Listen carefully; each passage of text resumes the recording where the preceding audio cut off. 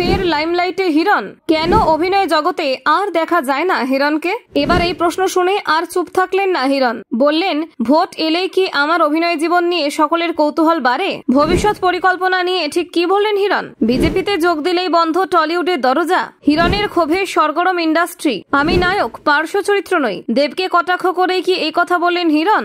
রাজনীতি নাকি অভিনয়? নতুন বছরে কোন পথে হাঁটবেন হিরণ চট্টোপাধ্যায়? টলিউডে কি ফের হিরণের প্রত্যাবর্তন হবে? ঠিক কিসের ইঙ্গিত দিলেন বিধায়ক অভিনেতা? বিজেপির বিধায়ক হয়ে টলিউড থেকে নির্বাসন। হিরণের খোলামেলা স্বীকারোক্তি হলো ভাইরাল। পুরনো প্রযোজকরা আজ চুপ, আক্ষেপ হিরণের। ভোটের আগে ফের চর্চায় অভিনেতা। দেবের সঙ্গে তুলনা টানলেন হিরণ। শাসক দলের সহনশীলতা নিয়ে প্রশ্ন তুললেন তিনি। 5 বছর হয়ে গেল, আফসোস নেই। রাজনীতির মঞ্চে স্বস্তিতে রয়েছেন হিরণ। বিজেপির বিধায়ক হয়েও কি সিনেমায় ফিরবেন হিরণ? দেখুন, বছর ঘুরে আবার সামনে এসে দাঁড়িয়েছে 2026-এর বিধানসভা নির্বাচন। রাজনৈতিক অঙ্গনে যেমন চর্চা তুঙ্গে, তেমনই আলোচনায় ফের উঠে এসেছেন অভিনেতা রাজনীতিক হিরণ চট্টোপাধ্যায়। একসময় টলিউডের জনপ্রিয় মুখ, আজ রাজনীতির মঞ্চে বেশি দেখা যায় তাকে। দীর্ঘদিন পর তার বিনোদন জগতের অনুপস্থিতি নিয়ে নানান প্রশ্ন ঘুরপাক খাচ্ছে, তাই স্বাভাবিকভাবেই আগ্রহ বেড়েছে। হিরণ আবার ফিরবেন কি অভিনয়? এই প্রশ্নের উত্তর দিতে গিয়ে হিরণ হাসি মুখে বলেন, আচ্ছা, নির্বাচন এলেই আমার পেশা জীবন নিয়ে এত আলোচনা কেন হয়? তার কথায় রসিকতার সঙ্গে একটা বাস্তবে ইঙ্গিত মেলে। কারণ বিজেপিতে যোগ দেওয়ার পর থেকেই টলিউডের সঙ্গে তার দূরত্ব তৈরি হয়েছে।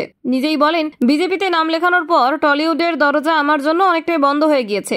আগে যারা কাজ দিতেন, এখন তারা আর কেউ ফোন করেন না। অভিনেতা হিসেবে একসময় একের পর এক হিট ছবি দিয়েছেন হিরণ। দর্শকের কাছে ছিলেন পরিচিত নায়ক, কিন্তু এখন তিনি মূলত দেখা দেন রাজনৈতিক কর্মসূচিতে। অতীতের প্রসঙ্গ তুলতেই হিরণ খানিকটা স্মৃতিমেদুর হয়ে বলেন, পুরনো প্রযোজকদের সঙ্গে এখনো কথা হয়। ওরা বলেন, কত ছবিতে হিট দিয়েছি তোর সঙ্গে, কিন্তু এখন আর কিছু করার নেই, সময়টাই বদলে গিয়েছে। তার সমসাময়িক অভিনেতারা এখন ব্যস্ত চলচ্চিত্রে বা সিরিজে কিংবা শো করতে, কিন্তু হিরণের অভিনয় জীবন যেন থমকে গিয়েছে। তিনি এর জন্য আফসোস করেন? হিরণের সহজ উত্তর, না, আফসোস নেই। দেখতেই দেখতে 5 বছর হয়ে গেল। রাজনীতি এখন আমার দায়িত্ব। তার গলায় ক্লান্তি নেই, আছে গ্রহণযোগ্যতা আর একরাশ হাসি। টলিউডে অনেকেই রাজনীতি অভিনয় দুই সমানতালে সামলাচ্ছেন। যেমন দেব, যিনি শাসক দলের সাংসদ হয়েও নিয়মিত সিনেমায় অভিনয় করছেন। হিরণের মতে তার ক্ষেত্রটা আলাদা। তিনি বলেন, আমি বরাবর নায়ক ছিলাম, কোন চরিত্রে বাবা, কাকা বা পার্শ্ব চরিত্রের পর্দায় অভিনয় করিনি, তাই হয়তো আমার জন্য জায়গা কমে গিয়েছে। দেবের উদাহরণ টেনে তিনি আরো যোগ করে বলেন, দেব মিঠুন চক্রবর্তী বা রূপা গঙ্গোপাধ্যায়ের মতো বিজেপি নেতাদের সঙ্গেও কাজ করছে, কিন্তু ওর জন্য কেউ কিছু বলে না। আমার ক্ষেত্রে সেটাই হয়। তার গলায় একটুখানি খেদ ঝরে, তবে স্পষ্ট ক্ষোভ নয়। তার বক্তব্যে